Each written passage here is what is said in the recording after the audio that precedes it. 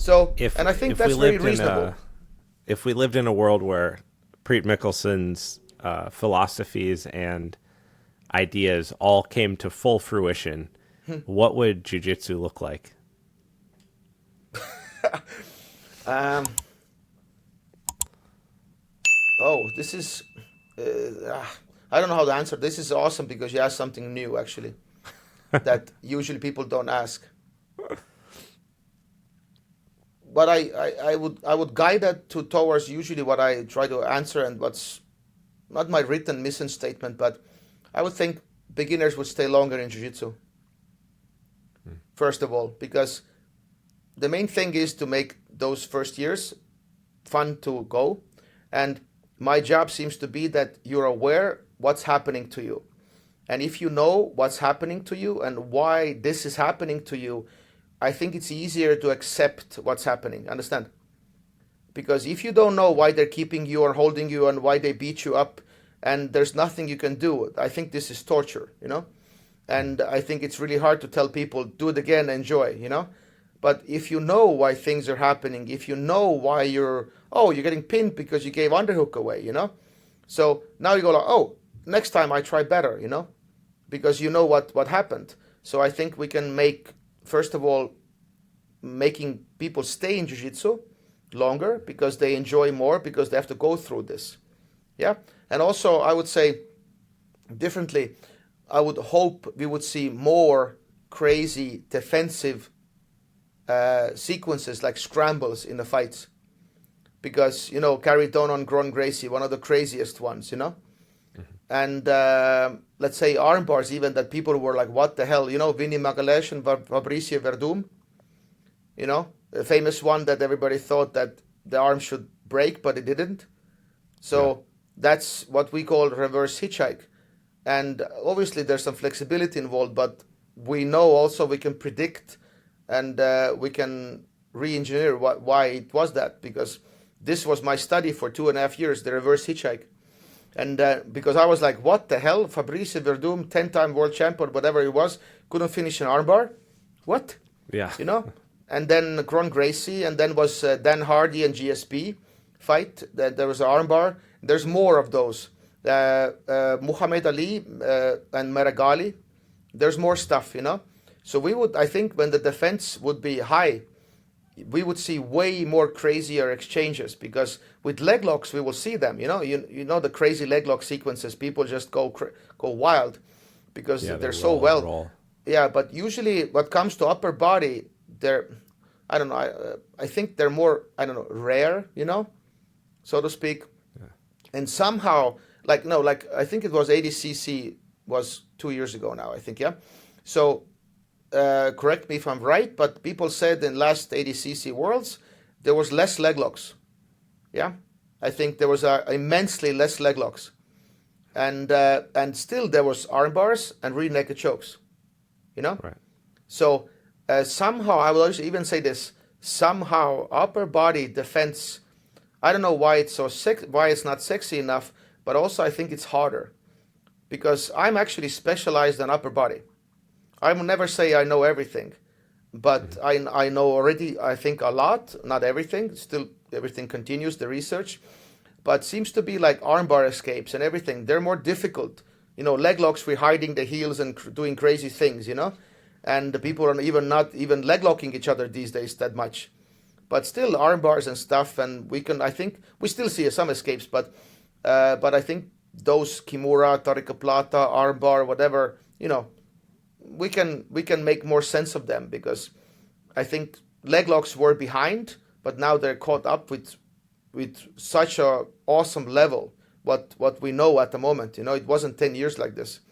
So, but I think upper body hasn't gotten that upgrade yet. I think, You and don't you don't fear that two competitors in ADCC under the Priet Mihkelson world would hear the ref say fight and then both turtle? but also I think I would say this: in a perfect world, nobody would score in ACC because Mo has said himself that if you have a good turtle, it's impossible to score against you. So I think But then That no is one would watch and they wouldn't have an event. That's the yeah, problem. but I will also. It's crazy that first of all, ADCC is not fixing that rule because it's an overpowering rule. Yeah. First, every sport usually, if something's overpowering, they will cancel it. They will, make it disappear. ADCC is still using. That's kind of wild, actually. But and yeah, like ADCC, if you have a good turtle, like if they sweep you, turtle, take you down, turtle, and if you can defend yourself there, get back up so that you're not taken down, back taken, it's impossible to score against you, So, Yeah.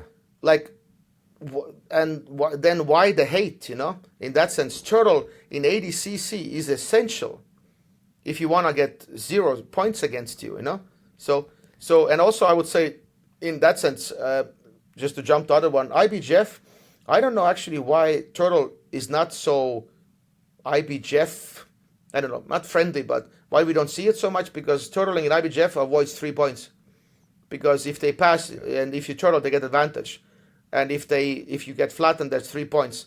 And we know how hard it is to, take back 3 points. And I think it's probably like from a sport that already struggles. If we're talking, again, context matters. So if we're talking just about IBJJF, in a sport that already struggles for viewership and understanding, maybe people, I think people just don't.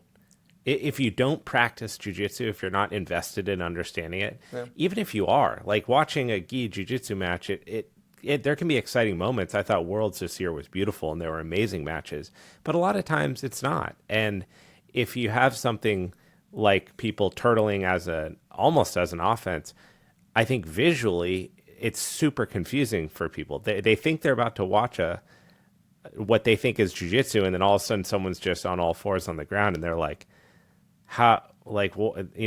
what's going on here? Could be, because, the IBJJF killed. I was in an era when turtle actually was points, when Telles was fighting and he did sweeps from turtle and he got 2 points. And now IBJJF, if you're on your knees, you can't score. If you do a peek out from the turtle bottom, there's no scoring, So IBJJF kind of killed that also to make it interesting. People are not incentivized to go there because there's no points from there. Also, if you do a double leg from turtle, you have to stand up for 3 seconds, then you can shoot, and you can a little bit scam the rules, but otherwise you can't.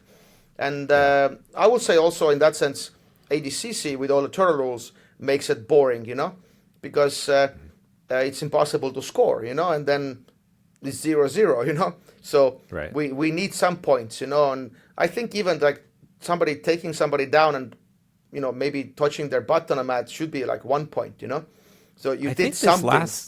Last weekend, I think that Leon Edwards had like a really explosive, cool turtle escape that he used against Bilal Muhammad in an awesome defense of takedown and wrestling, and it was cool. It was high level too, but you don't see that often, Yeah, and obviously, like I said, maybe what I teach and stuff might be not interesting because I'm all about safety and stuff, and obviously, when I teach in my gym and stuff, we do drills to break those habits. I would just say you have to escape, or we give them some constraints, So I'm not only advocating this, and also, but what's usually what I put out, that funneling thing, people see more like passivity, but obviously this is not what my people, like my guys in the gym also do. So I have to break those habits with different drills and stuff, different focuses. So I force them to move and they have to develop stuff, because in this drill, in whatever the game, you can't stay there, you have to work yourself up, and then, so we can break them, but also obviously in fighting, you already kind of have to know. I'm not saying the camping is the way to go, but you have to get there. So I'm trying to build a base so you're safe to try, like boxing matches. Nobody likes people running around, So, but we start good defense, and obviously to make a good fight, we have to go forward and punch. But we have to get to that. But usually surviving and, not getting hit and then getting better is the way to go. And finally you compete, and obviously you go there to punch people, so to speak.